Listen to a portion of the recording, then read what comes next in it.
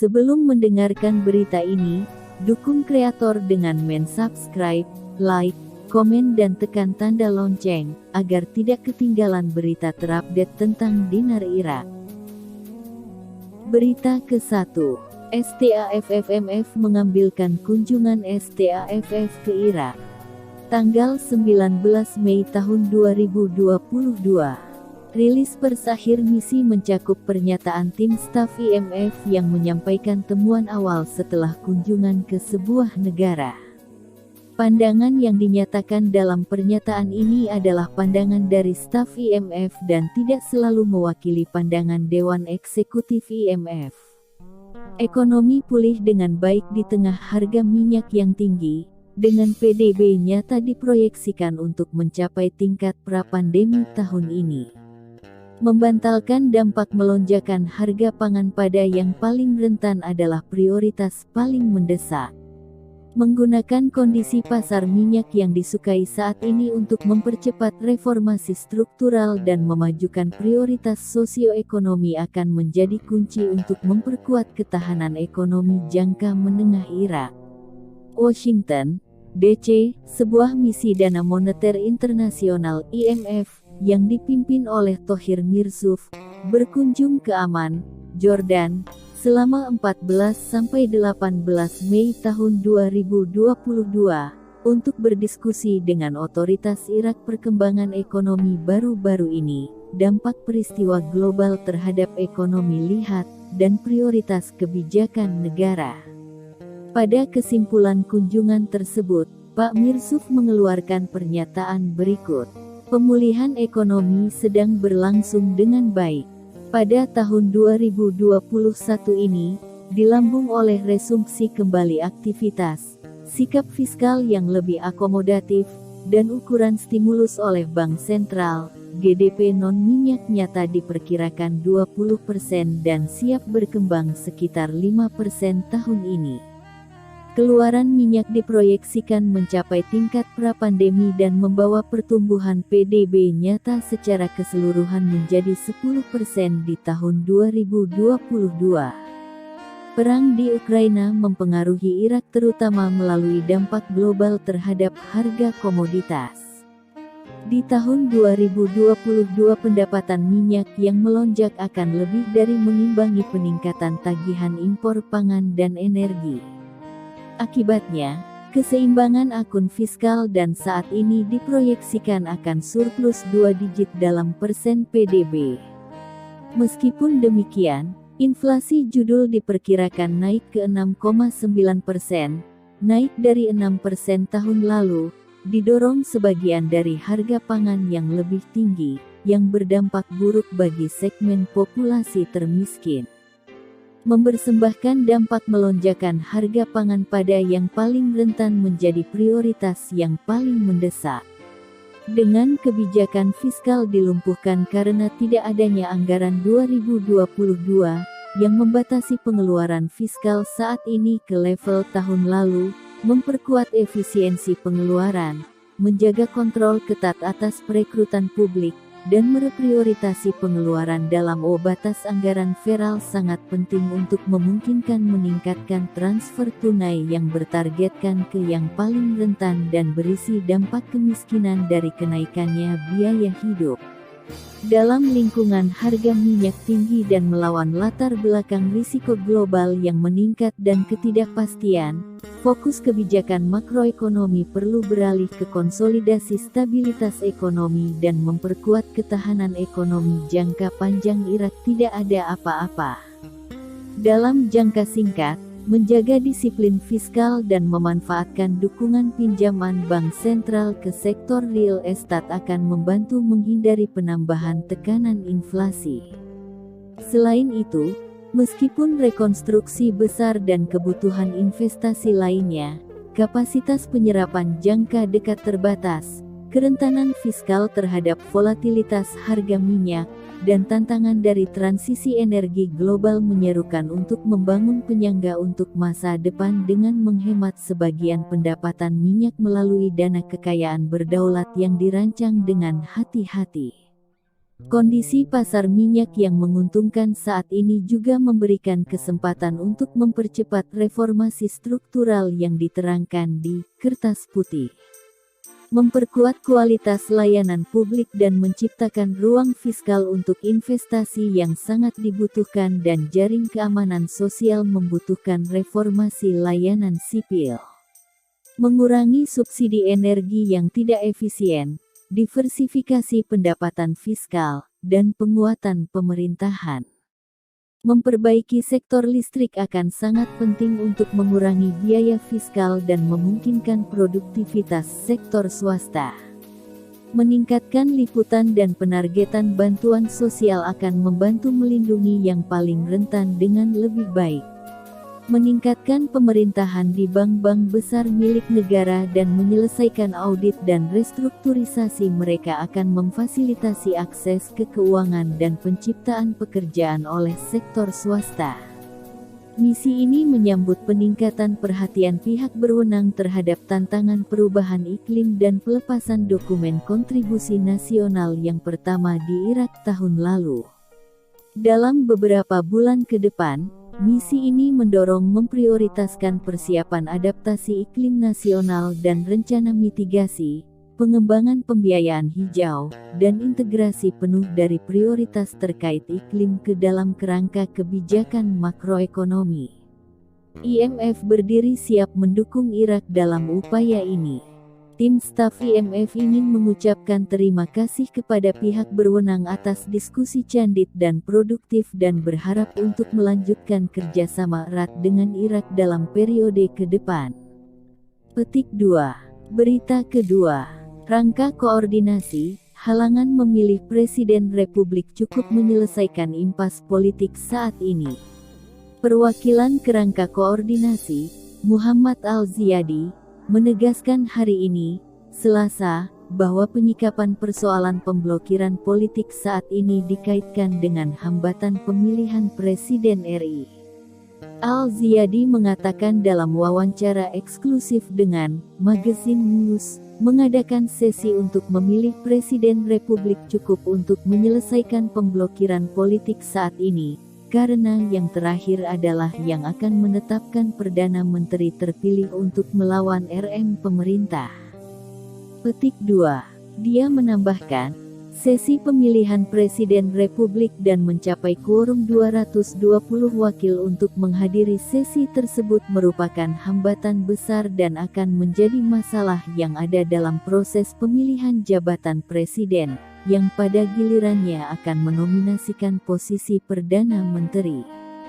Petik 2. Dia menyatakan bahwa terdapat kesulitan besar bagi kerangka kerja untuk pergi dengan membentuk blok yang lebih besar dalam isolasi dari saat ini, dan sebaliknya, terutama setelah Partai Demokrat Kurdistan mengumumkan kepatuhannya kepada politik oritas dan aliansi mereka dengan gerakan Sadris. Petik 2. Berita ketiga. Bagaimana keputusan Mahkamah Federal Iraki membatalkan hukum dukung darurat berpengaruh kepada warga negara?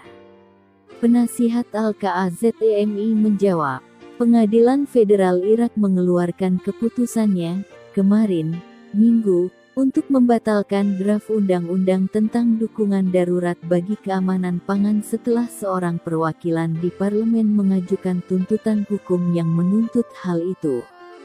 Menurut Badan Berita Irak, penasihat teknis untuk Perdana Menteri Irak, Haitham Al-Juburi, menegaskan bahwa keputusan Mahkamah Agung Federal, yang merupakan otoritas yudisial tertinggi di Irak, untuk membatalkan draft undang-undang tentang darurat dukungan terhadap keamanan pangan akan memberikan dampak negatif pada warga secara langsung.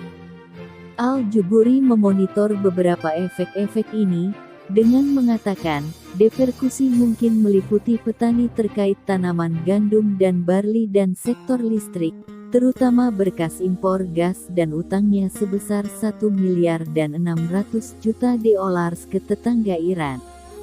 Ada janji untuk membayar dalam hal ini dan pembatalan akan menyebabkan pencegahan pelaksanaannya.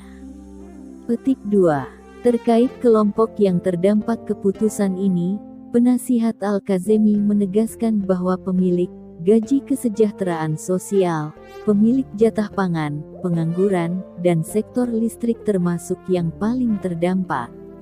Petik 2. Terkait berkas listrik dan dampaknya terhadap keputusan pengadilan, Al-Juburi mengatakan, Menteri Listrik memberitahu kami bahwa 8.000 megawatt energi akan dikecualikan karena terkait gas, yang mewakili sepertiga energi.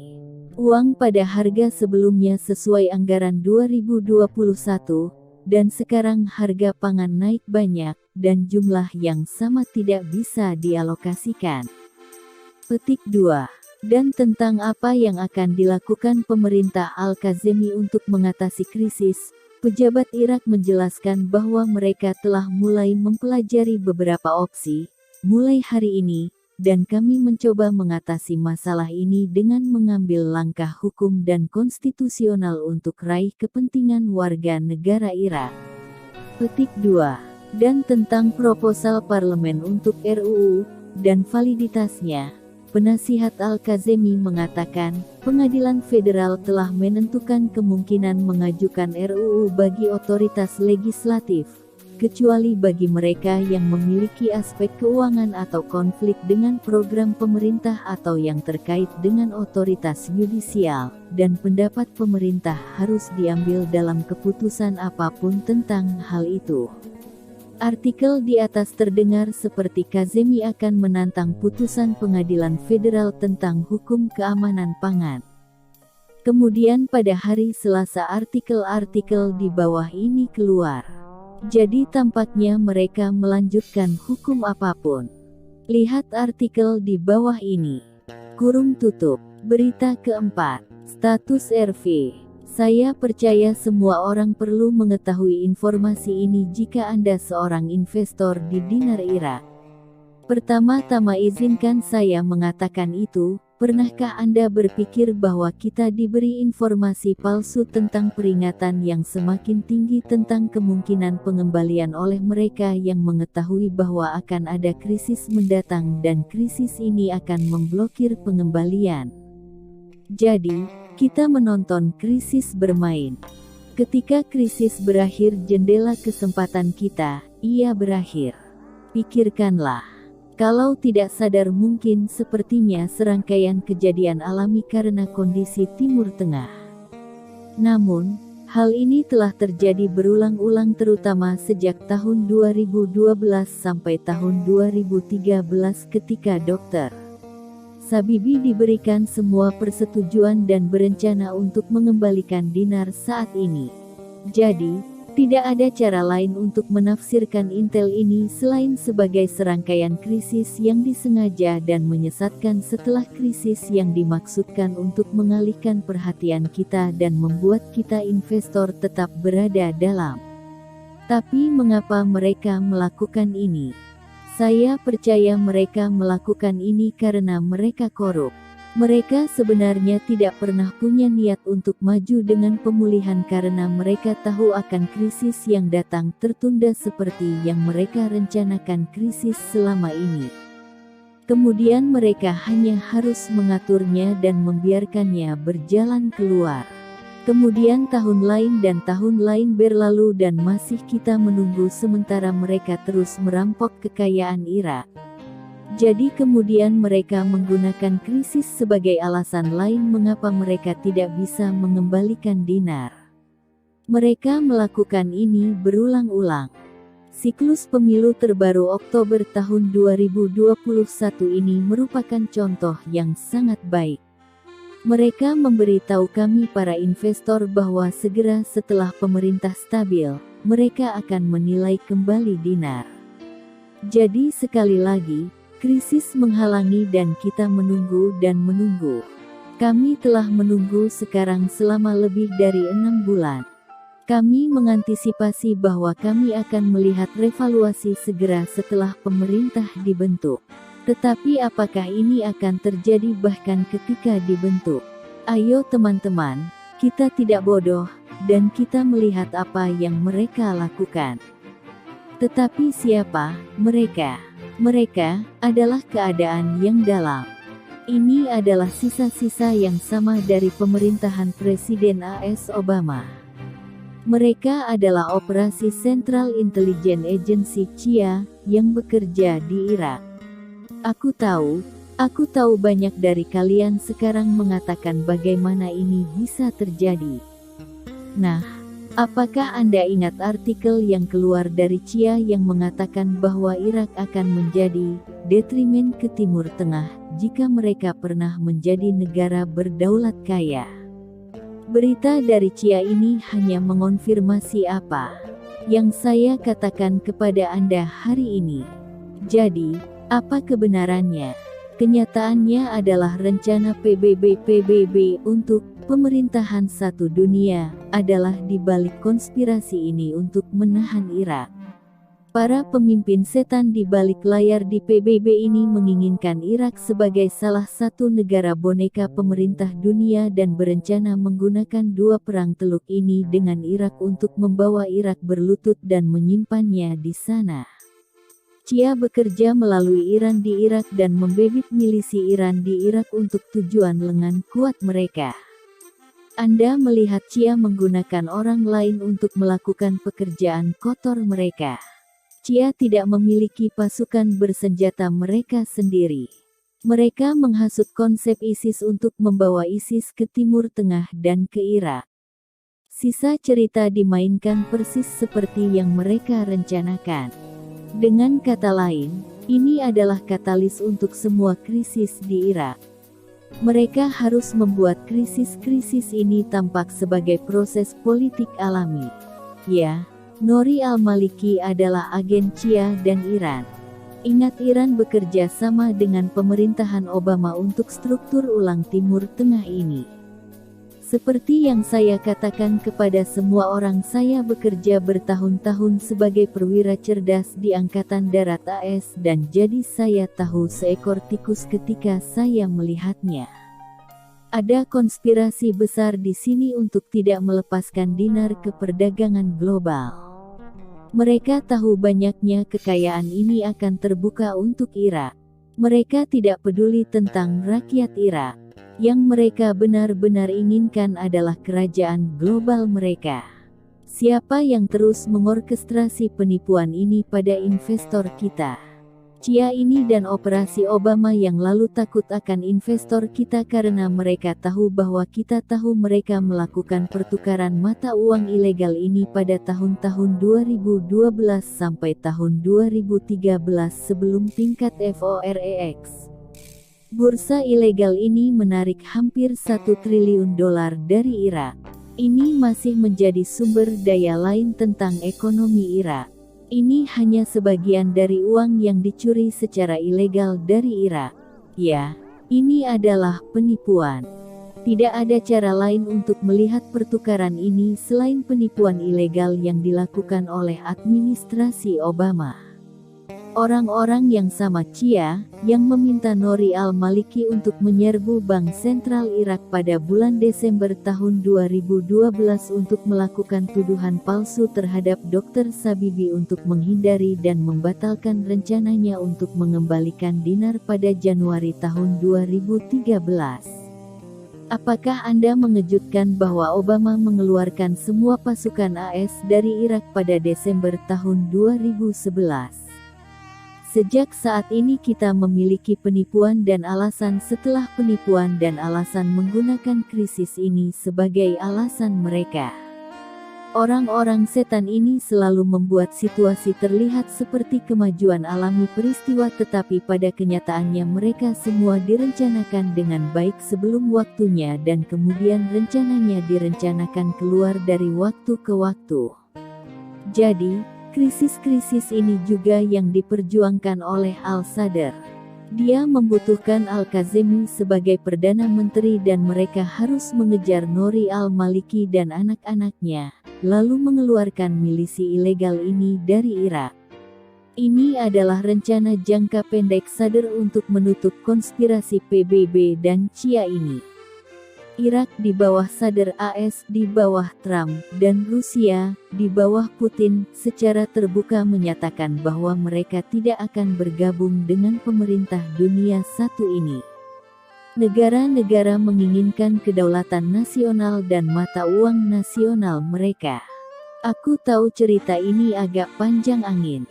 Tetapi Anda perlu mengetahui kebenaran berdasarkan apa yang menahan Irak. Jadi, akan datang suatu saat ketika komunitas investasi ini harus berbicara tentang semua korupsi di Irak dan pertukaran ilegal ini. Kita tidak bisa melanjutkan lebih lama sebelum ini meledak.